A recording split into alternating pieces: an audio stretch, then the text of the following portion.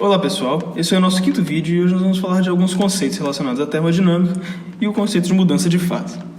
Bom, primeiro vamos definir fase e substância pura. Fase é uma porção de matéria que é homogênea por completo, ou seja, quimicamente em sua composição e fisicamente em sua estrutura. Uma fase pode ser uma porção toda líquida, toda sólida ou toda vapor, ou gás, contando que sua composição química seja a mesma. Substância pura se refere a uma porção de matéria que é uniforme e invariável em sua composição química. Vale notar que uma substância pura pode aparecer em mais de uma fase, por exemplo, água e gelo em um recipiente. No nosso primeiro vídeo, definimos o conceito de estado, que é definido pelas propriedades do sistema. Um estado intensivo é, então, o estado definido pelas propriedades intensivas.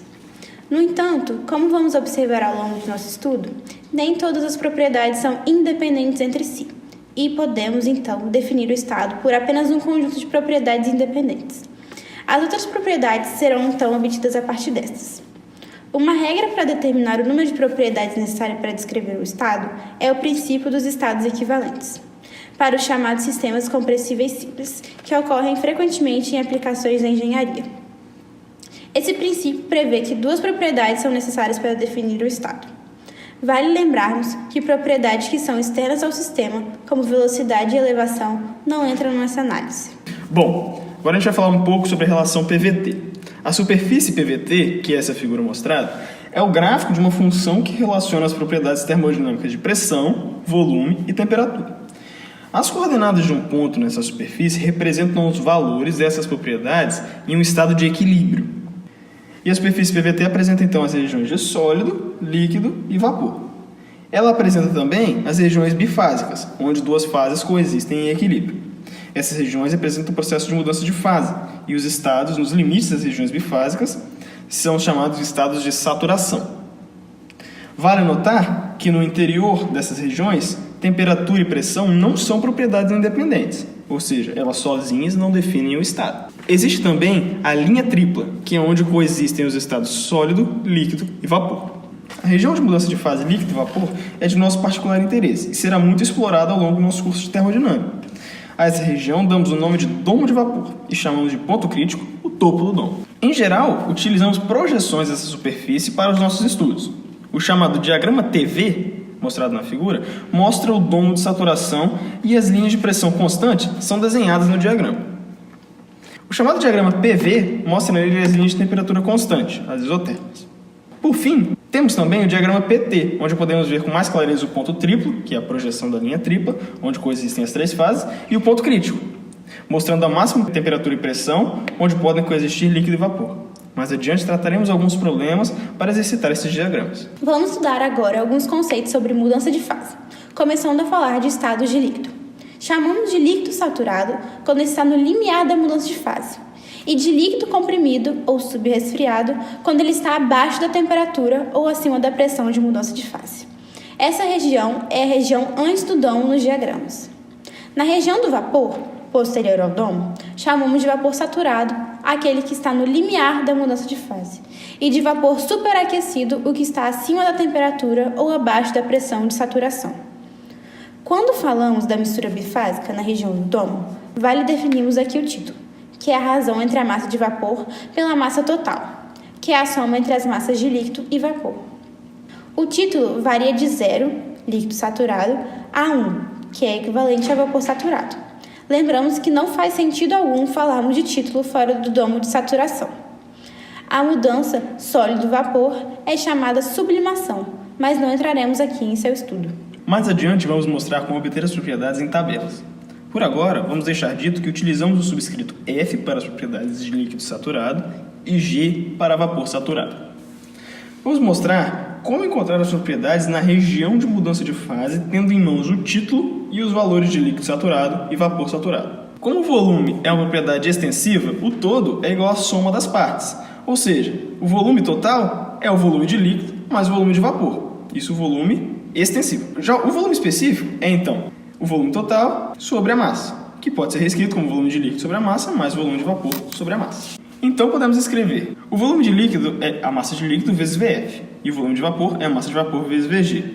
Podemos inserir isso na equação. Sabendo que o título, x, é igual a massa de vapor sobre a massa total, e a massa de líquido sobre a massa total é igual a 1 menos x, podemos desenvolver a equação que segue. Nós podemos fazer o mesmo para a energia interna e para a chamada entalpia, que apresentaremos agora. Muitas vezes em nossos cálculos encontraremos a soma da energia interna com o produto da pressão pelo volume, e por convenção chamamos isso de entalpia, representada por H, e chamamos de entalpia específica a entalpia dividida pela massa, que é a energia interna específica mais o produto da pressão pelo volume específico. Analogamente ao volume e à energia interna, existe também a entalpia específica molar, que é H bar. Vamos falar agora sobre os calores específicos, que são duas propriedades importantes em cálculos termodinâmicos, principalmente quando falarmos de gás ideal.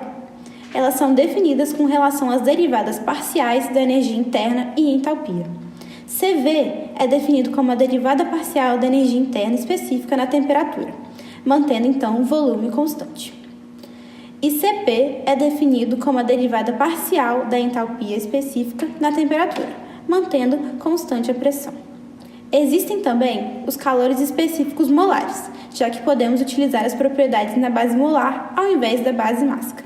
As unidades são kJ por quilograma Kelvin ou kJ por kilomol Kelvin. Definimos, por aparecer com certa frequência em alguns equacionamentos, a razão K como CP sobre CV. O nome calor específico se dá por uma certa relação entre a variação de temperatura e a quantidade de calor trocado.